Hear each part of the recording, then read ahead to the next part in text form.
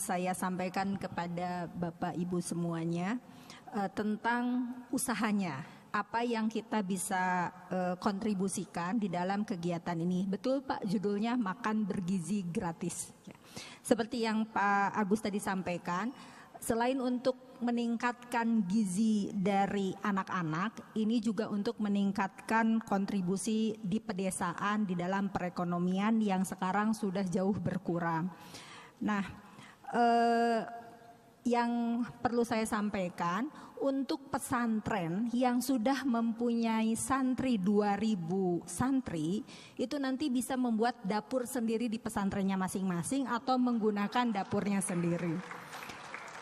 Terus kemudian bagi pesantren yang santrinya belum memiliki 2.000 jumlahnya, jadi nanti akan disuplai oleh dapurnya BGN. Jadi yang bekerja sama nanti yang seperti Bapak sampaikan, banyak sekali kementerian dan badan, penyelenggaranya Badan Gizi Nasional, terus kemudian ada Menteri Desa, ada Badan Pengentasan Kemiskinan, ada UMKM, ada koperasi, jadi banyak sekali yang terlibat di sini. Tapi mungkin kalau saya minta izin ini menyampaikan dari sisi pesantren, apa yang bisa dilakukan kita, karena saya juga keluarga santri, dari sisi pesantren. Jadi yang tadi, kalau 2.000 santri bisa membuat dapur sendiri atau menggunakan dapur. Jadi gini, bagi yang belum punya dapur nanti dibuatkan dapurnya. Bagi yang sudah punya dapur nanti dimaksimalkan fungsi dapurnya. Karena ada alat-alat peralatan dapur yang minimal harus dipenuhi. Itu ada listnya. Saya menyampaikan salam dari Pak Dadan. Beliau belum bisa keluar sama sekali sebelum programnya disetujui oleh Presiden secara resmi. Jadi beliau menyarankan untuk siap-siap dahulu gitu. Nanti kalau misalnya sudah resmi baru kita follow up secara resmi juga. Kegiatan ini akan dilaksanakan di Januari tapi secara bertahap di beberapa lokasi. Percontohan atau pilot project sudah mulai dilakukan. Kalau misalnya ada pesantren yang berkenan menjadi bagian dari percontohan, mungkin nanti bisa disampaikan ke pengurus Habitren yang nanti kita akan sampaikan juga ke Badan Gizi. Nah, kemudian kontribusi pesantren yang bisa dilakukan apalagi dari suplainya. Setahu saya seperti di Tubuh Ireng itu dulu ada kolam lele. Kolam lele yang diberikan oleh Bu Susi kalau tidak salah. Nah, hasil panen dari kolam lele atau kebun sayur, saya juga tahu di sini yang di Ciwidey itu dari Habitren punya kebun sayur, itu bisa mensuplai dapurnya. Jadi kalau misalnya satu pesantren sudah punya dapur sendiri karena 2.000, terus kemudian mempunyai kebun sendiri dan kolam sendiri, itu nanti bisa terlibat di dalam suplai dan dapurnya, begitu. Terus kemudian jumlah dapur yang akan dibangun itu sekitar 48.000 sampai 50.000 dapur. Kalau misalnya Habitren mempunyai data berapa pesantren dan berapa santri, apalagi misalnya dipisahkan yang sudah punya santri pelajarnya lebih dari 2.000, itu mungkin bisa kita submit untuk membantu Badan Gizi mengidentifikasi penerima makan bergizi di lingkungan pesantren. Dalam satu dapur itu biayanya antara 900 sampai 1,2 miliar per tahun.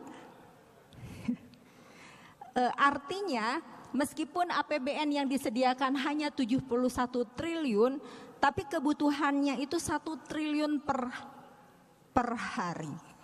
Ya, 1 triliun per hari. Jadi kalau perkiraan sekitar 455 triliun per tahun. Nah, yang diharapkan selain peningkatan gizi bagi anak-anak, tapi ekonomi yang akan bergerak di daerah atau di pesantren sebagian besar, karena kalau dari demografi ini santri mendapatkan makannya 100%. Kalau sekolah yang lain sepertinya tidak. Jadi semua santri mendapatkan makan. Kalau misalnya sudah makan 3 kali sehari, jadi yang 1 kalinya dengan gizi yang lebih berbeda itu dibayar oleh negara, begitu. Satu dapur nanti ada manajer. Terus kemudian per perkiraan perhitungan dari Badan Gizi, satu dapur itu pekerjanya ada 50 orang. Jadi mungkin disiapkan juga pegawai yang ada di pesantren itu nanti akan mendapatkan gaji dari Badan Gizi Nasional untuk mengelola dapur tersebut secara profesional. Kalau kita mungkin dapatnya jadi double-double karena gajinya satu dari situ tapi bisa mengerjakan 3 kali makan di pesantren. Mungkin seperti itu. Terus kemudian multiple effect yang diharapkan dari makan bergizi ini, lapangan pekerjaannya itu ya sekitar 50.000 manajer. Jadi mungkin disiapkan manajer dapur dari setiap pesantren yang eligible atau punya kemampuan profesional untuk mengelola dapur. CV-nya mungkin Mas disiapkan, terus kemudian pegawai yang 50 itu, sehingga ya kalau 50.000 kali 50 orang dapat 2,5 juta lapangan pekerjaan untuk ini. Mungkin itu yang bisa saya sampaikan. Lebih enak kalau ada diskusi. Kembali lagi bagi saya akan dengan senang hati kalau pesantren bisa mandiri. Mungkin gini, sayur kan panennya 3 bulan sekali, saya nggak tahu, ini yang dari Ciwidey mungkin tahu. Nah, bagaimana hasil panen itu bisa kita maksimalkan, bergulir, sehingga kalau memang pesantren bisa memenuhi kebutuhan suplainya sendiri yang bisa dikelola pesantren, pesantren mendapatkan manfaat berlipat-lipat. Makannya, dapurnya, juga suplainya dikuasai. Kalau misalnya kita bisa mensuplai diri kita sendiri, tidak ada alasan untuk membeli dari luar. Gitu. Kalau kita bisa mensuplai dagingnya, ya, atau telurnya yang seperti tadi sampaikan, karena kalau kebutuhan makannya setiap hari dengan jumlah tersebut, rasanya kita akan punya gap supply. Jadi kesempatan juga bagi Habit Trend yang mempunyai usaha di bidang supply untuk bisa memfasilitasi itu, tapi tidak boleh terpusat jauh di kota lain gitu.